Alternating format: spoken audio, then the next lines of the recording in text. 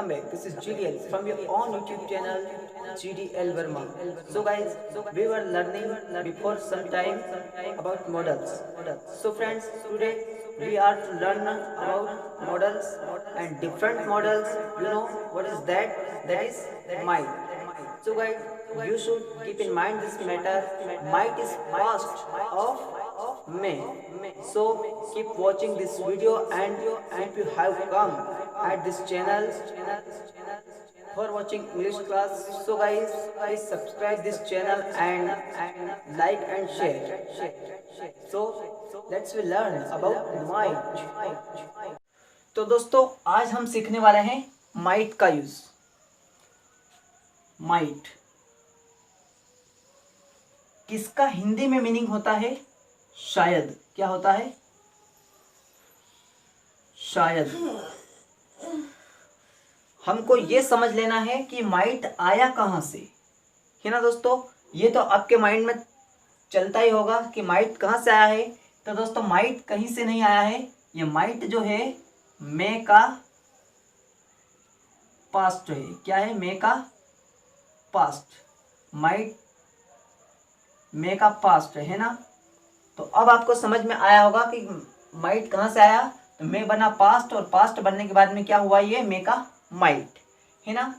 तो कभी कभी ऐसी कंडीशंस भी होती है कि इस मे का यूज भी हम शायद के सेंस में करते हैं, है ना। आपको कंफ्यूज हो रहा होगा कि पहले वाले वीडियो में सर ने मे को किसके सेंस में पढ़ाया है? सकता हूँ, सकती हूँ, सकते हैं के सेंस में पढ़ाया है ना, या फिर सकना के सेंस में पढ़ाया है। तो वो भी सही है ना। That was also right, but here इसका रूल जो है यहाँ पर डिफरेंट है। यहाँ पर यदि किसी सेंटेंस के अंदर, किसी वाक्य के अंदर यदि पॉसिबिलिटी रहती है ना। अब पॉसिबिलिटी रहती है तो कितनी रहती है? 100%। 100% पॉसिबिलिटी रहती है। उस कंडीशन में शायद के सेंस में हमको यूज करना है मे। क्या यूज करना है? मे।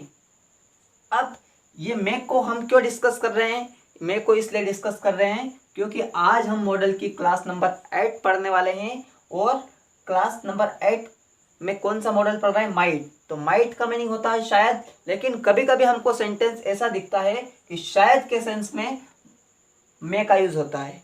तो मे का यूज दोस्तों इसलिए होता है, ये ब्रेन में अच्छे से बिठा लेना है कि मे का यूज 100% पॉसिबिलिटी, 100% संभावनाओं के लिए होता है।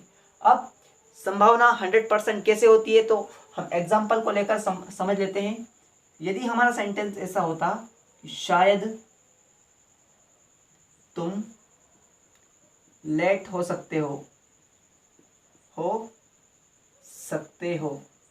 यदि हमारा सेंटेंस ऐसा होता तो इसको कैसे बनाएंगे?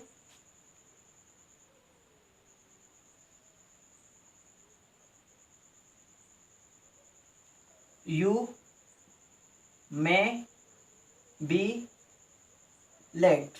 You may be late. यदि हमारा सेंटेंस ऐसा होता है कि शायद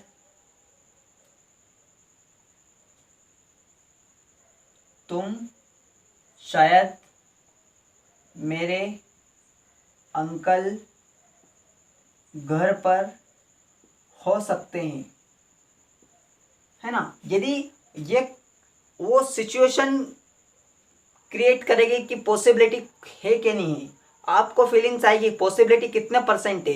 यदि पॉसिबिलिटी 100% है तो आपको मे का यूज करके बनाना है शायद के सेंस में, है ना। और यदि पॉसिबिलिटी 100% से कम है, अब 100% से कम है तो वो कितनी है?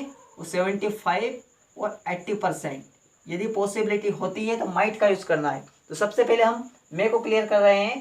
पहला एग्जांपल हमारा ऐसा है कि शायद तुम लेट हो सकते हो। तो इसको कैसे बनाएंगे? You may be late.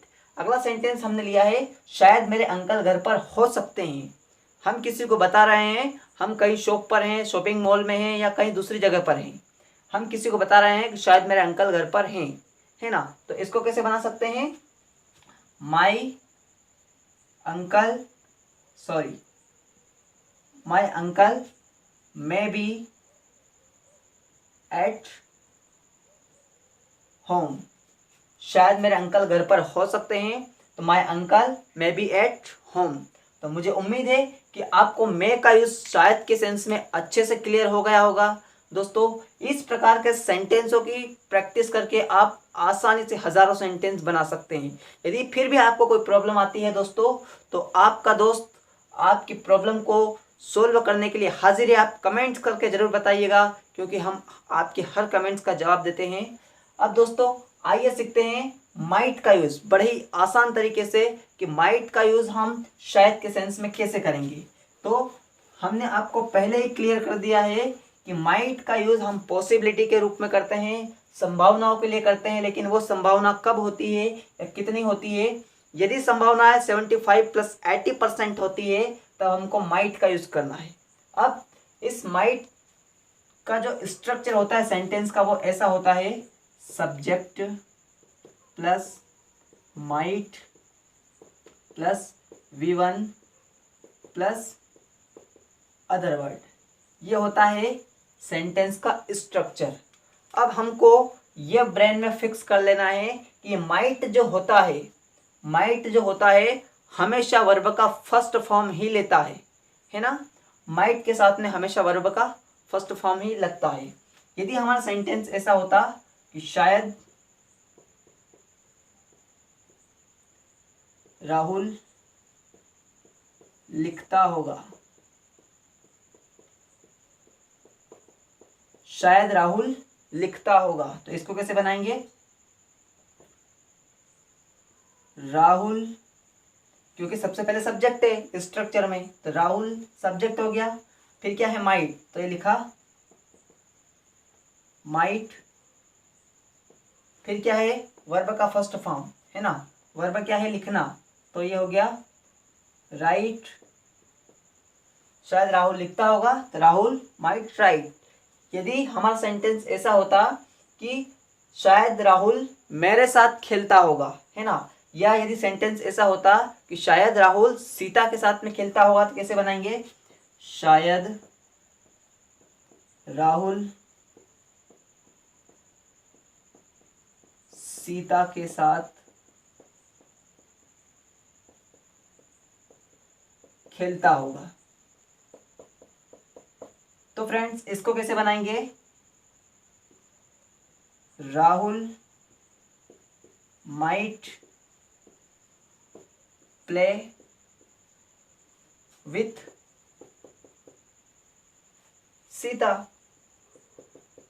है ना। Rahul might play with Sita, है ना दोस्तों। इस प्रकार से हम कई सेंटेंस अपने मन से बनाना है। दूसरे से हमको वाक्य पूछना नहीं हिंदी में हम क्या वाक्य ले और उनका ट्रांसलेशन करें इंग्लिश में। आपको अंदर से, आपको जो मन में लगे इस प्रकार के सेंटेंस, वो आप लाइए, उनको कॉपी में लिखिए, फिर ट्रांसलेशन करिए और उनको बोल बोल के लिखिए दोस्तों। इससे क्या होगा कि आपकी राइटिंग भी इम्प्रूव होगी और आपकी जो स्पीकिंग जो स्किल है, स्पीक करने की जो स्किल्स है, वो भी डेवलप होगी, है ना दोस्तों। तो मुझे उम्मीद है कि आपको माइट का यूज़ अफर्मेटिव का आसानी से समझ में आ गया होगा, है ना दोस्तों। अभी जो हमने ये सेंटेंस सीखे हैं, ये माइट के अफर्मेटिव टाइप के सेंटेंस होते हैं। अब इसका नेगेटिव भी हम समझ लेते हैं दोस्तों। यदि हमारा नेगेटिव टाइप का सेंटेंस ऐसा होता है कि शायद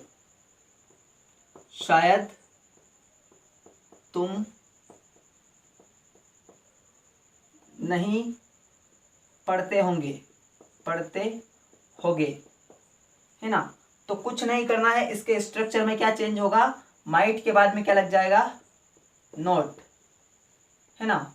माइट के बाद में नॉट लग जाएगा और फिर क्या लग जाएगा? V1, मतलब वर्ब का first form plus other word, है ना दोस्तों। इसको कैसे बनाएंगे? सब्जेक्ट क्या है? तुम, तो ये हो गया यू। फिर क्या है? माइट, तो ये लगाया माइट। और फिर क्या लिखना है हमको? नॉट, तो ये लिख दिया नॉट। फिर क्या लिखना है? वर्ब का फर्स्ट फॉर्म, तो वर्ब का फर्स्ट फॉर्म लिख दिया। ये हो गया हमारा sentence. You might not read, शायद तुम नहीं पढ़ते होगे, तो यू माइट नॉट रीड। शायद पिताजी नहीं लिखते होंगे, तो पिताजी माइट नॉट राइट, या पापा माइट नॉट राइट, है ना दोस्तों। मम्मी नहीं बनाती होगी, तो mummy might not make. Mummy नहीं देखती होगी, तो मम्मी माइट नॉट लुक, है ना दोस्तों। इस प्रकार से हम सेंटेंस को लिख करके हिंदी में और इंग्लिश में ट्रांसलेट कर सकते हैं और अपने इंग्लिश को इम्प्रूव कर सकते हैं। मुझे उम्मीद है कि आपको यहाँ तक समझ में आ गया होगा दोस्तों। अब बात आती है कि इसके इंट्रोगेटिव और डबल इंट्रोगेटिव टाइप के सेंटेंस कैसे बनाते हैं। तो दोस्तों ये माइट वाले जो सेंटेंस होते हैं इनका इंट्रोगेटिव टाइप का सेंटेंस और डबल इंट्रोगेटिव टाइप के जो सेंटेंस होते हैं वो बिल्कुल ही नहीं के बराबर होते हैं, है ना। इन वाक्यों के मुख्य रूप से इंट्रोगेटिव और डबल इंट्रोगेटिव सेंटेंस नहीं बनते हैं। ये अपने ब्रेन के अंदर अच्छे से बिठा लेना है दोस्तों। और दोस्तों यदि आपको ये वीडियो पसंद आई हो तो दोस्तों इस वीडियो को अपने दोस्तों को शेयर करिए और आपके भाई का, आपके दोस्त का, जो भी आप मानते हो यानी कि मैं, आप हमारा सपोर्ट करिए दोस्तों और चैनल को सब्सक्राइब करिए। Thank you very much for watching.